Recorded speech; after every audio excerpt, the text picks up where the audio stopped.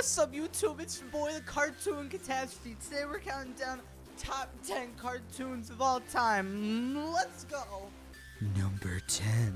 Number 10 show of all time is Little Bush. Number 5. Number 5 show of all time is Brickleberry. Number 2. Family Guy. That's a spicy show. And number 1. Cleveland show.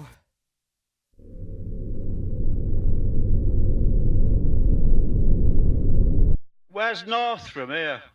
What's up? It's your boy, the Cartoon Catastrophe, the only show on the internet that has a deranged psychopath talking about cartoons. And today on the show, we're gonna be talking about the one, the only, Star Wars, the Clone Wars. Yeah! The 2003 Clone Wars animated series is probably one of the best things to come out of the Star Wars concept since the original trilogy. The exquisite animation, writing, and passion that was poured into these shorts displayed the true potential of animation in Star Wars. Say what you will about the 2008 Clone Wars series, but before 2003, the only animated Star Wars shows were these. Let's give credit where credit is due, and look at the series of animated shorts that did a better job of telling the prequel story than George Lucas could ever hope to. This series was done in promotion for episodes 2 and 3 of the Star Wars prequel trilogy, and was used as a way to explain what went on during the period between Attack of the Clones and Revenge of the Sith.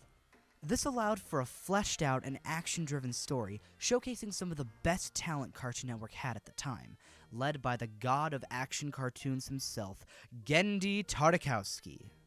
The story is pretty straightforward, chronicling events that took place during the Clone Wars from the perspective of the Jedi, clone troopers, and most notably Anakin Skywalker and Obi-Wan Kenobi. The original set of shorts, or Volume 1, was a lot more action-driven, due to them being only around 3 to 5 minutes long, serving as bumpers during regular shows. Volume 2 opened up a lot more opportunity for character development and exploration, which it did quite well with Anakin and Obi-Wan's relationship, and Anakin's journey to the dark side. While it wasn't absent in Volume 1, character is a larger part of the second batch of episodes. Now, one problem I have with this series story-wise, while more indirect than direct, is that its main purpose is what should have been done in episodes 2 and 3. A classic point as to why the prequels kinda suck is the lack of relationship shown between episodes 2 and 3 with Anakin and Obi-Wan. The Clone Wars shorts fill that gap, but should they really be doing the job of some Cartoon Network shorts compared to large studio movies? I'd say if you really wanted the prequel experience, you'd have to watch these shorts as well as the movies. It definitely makes the story mesh a lot better, but it doesn't fix what's already so broken. The art style of this show was one of the most defining features of the Clone Wars, with the late 90s, early 2000s thick outlines and bold, shape-driven designs being the main focus. The designs of the characters and how they're translated from 2D to 3D is amazing, with pretty much all of the characters fitting well into the angular style, while also feeling like they're from Star Wars. One element that can really hurt an animated adaptation of a live-action property is the style not fitting the characters or tones of the original property.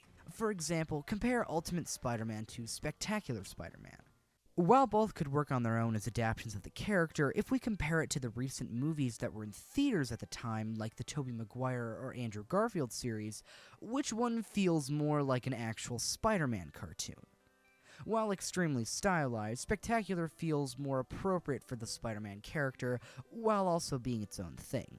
Amazing sticks to a generic TV-quality, comic book-esque realism style, which, while okay, doesn't serve as well towards translating the characters from movies to TV. There were some nice character additions as well, with Dirge and Asajj Ventress making their first appearances here. Okay, as a side note, I checked the Wikipedia just to make sure this was Ventress's first appearance, because I'm a nerd and, I wanted to check it. And as far as TV, it said that the 2008 Clone Wars was her first appearance, even though this was clearly it. it doesn't make any sense. I don't know if it's canon. I don't know if it's not canon, but it doesn't make any sense. What's going on? Ah! They're both interesting villains that are some of my favorite Star Wars characters, being really menacing and cruel and having a lot of potential. I remember when I was younger and I thought that Dirge was called Muntup, mostly because of this scene when Obi-Wan is addressing the troopers to mount up, and he's looking at Dirge through the binoculars, and I'm like, wait, is that the character? Is he addressing the character? But it was just his thick British accent.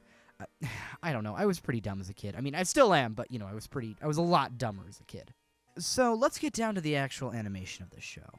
You know that feeling when you stab a guy in cold blood and feel a surge of adrenaline rush through your body?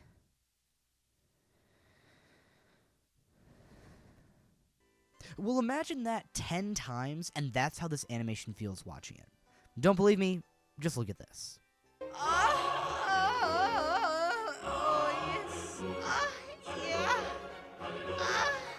Watching the behind-the-scenes features on both of these DVDs shows how much love and care went into the animation, with the animators boarding out every single action so it was done just right, with a fluidity in TV-quality animation I haven't seen in years. Overall, the animation of this miniseries is actually some of my favorite in cartoon history, especially due to the time it was released and the limitations of using very early digital art. The Clone Wars 2003 series is some of the finest animation in Star Wars storytelling I've ever seen. It's well animated, has an interesting style, tells a good story, and develops characters throughout that we learn to understand and empathize with. It's been a large influence on me as an artist, and I can always come back to this show surprised and invested in the story it has to tell, and in what way it goes about doing so. I'm the Cartoon Catastrophe, and the shrooms are finally kicking in. I'll see you on the other side. End it, bend it, just be sure to mend it, defend it, lend it, just won't pretend it. He works all day and he comes right home. You think he's strange, so you leave him alone. Simple life, that's all that he has, but there's angst and strife like he's dead-born gas. Here and there, and he's everywhere, but he's scared, not prepared, and his life is spared. Only response is to act.